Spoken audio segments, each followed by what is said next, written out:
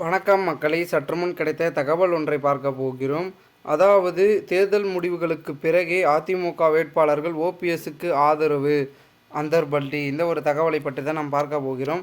தகவலை பார்ப்பதற்கு முன்னதாக நீங்கள் நம்மளுடைய சேனலுக்கு புதிய பார்வையாளர்களாக இருந்தீர்கள் என்றால் மறக்காமல் நம்மளுடைய சேனலை சப்ஸ்கிரைப் செய்து வைத்துக் கொள்ளுங்கள் மக்களே. தற்சமயம் வரைக்கும் இருக்கக்கூடிய நம்மளுடைய பார்த்திங்கன்னா அதிமுகவில் எடப்பாடி பக்கம் இப்பொழுது எல்லாருமே இருக்காங்க. ஓகேங்களா, தேர்தல் முடிவு வெளியாகிற வரைக்கும் இருக்காங்க.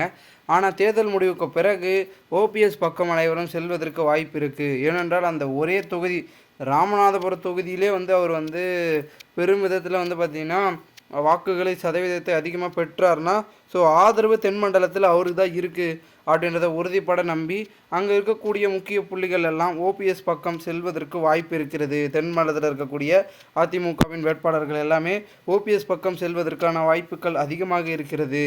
ஏனென்றால் தென்மண்டலத்தில் அதிமுகவுக்கு ஆதரவு இல்லைன்னா அப்போ ஆதரவு எங்கே இருக்கும், அங்கே போனால் தான் நமக்கு பதவி கிடைக்கும் அப்படின்றதுனால, நமக்கான சீட்டு கிடைக்கும் அப்படின்றதுனால அவர் செல்வதற்கு வாய்ப்பை பார்த்திங்கன்னா ஏற்படுத்தியிருக்கிறார் என்றும் கூறப்படுகிறது.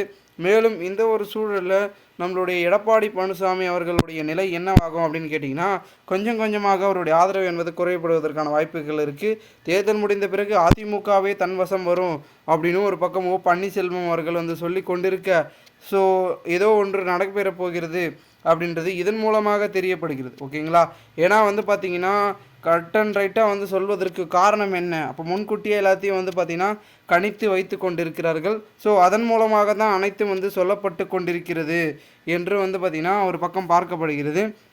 மேலும் தற்சமயம் வரைக்கும் பார்த்திங்கன்னா நம்மளுடைய முக்கிய அங்கமாக இருக்கக்கூடிய அதிமுகவில் பார்த்திங்கன்னா பெரும் விதத்தில் இருந்து கொண்டிருக்கிறார்கள்.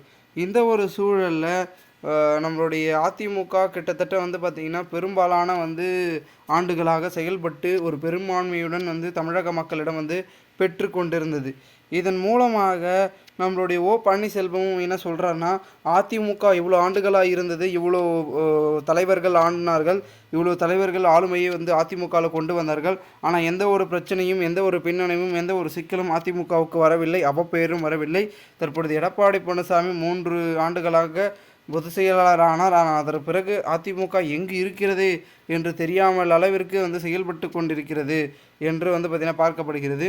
இந்த ஒரு சூழலில் தற்பொழுது நம்மளுடைய ஓபிஎஸ் அவர்கள் சொல்வது என்னவென்றால், இன்னதான் பார்த்திங்கன்னா அடுத்தடுத்து பதவி வேண்டும் என்று அதிமுகவில் துடிக்கிறார்களே தவிர தலைமையை சரியாக வழிநடத்த ஆளுமை என்பது யாருக்கிட்ட இல்லை அப்படின்றதான் ஒரு யதார்த்தமாக பார்க்கப்படுகிறது. ஸோ பொறுத்திருந்து பார்க்கலாம் என்ன நடக்கப் போகிறது, என்ன மாதிரியான விஷயங்கள் என்பதனை பொறுத்திருந்து பார்த்தால்தான் அனைத்தும் நமக்கு தெரிய வரும். மேலும் தற்சமயம் வரைக்கும் ஜூன் 4ஆம் தேதி தெரிந்துவிடும் அதிமுக என்ன நிலைமைக்கு அதன் பிறகு போகப் போகிறது, யார் பக்கம் வேட்பாளர்களும் அனைவரும் போகப் போகிறார்கள் என்பதனை. மேலும் இதுபோன்று நீங்கள் அரசியல் சாதனைக்கு தினசரி தெரிந்து கொள்ள நம்மளுடைய தமிழகத்தின் அரசியல் என்னுடைய சேனலை சப்ஸ்கிரைப் செய்து வைத்துக் கொள்ளுங்கள் மக்களே. நன்றி, வணக்கம்.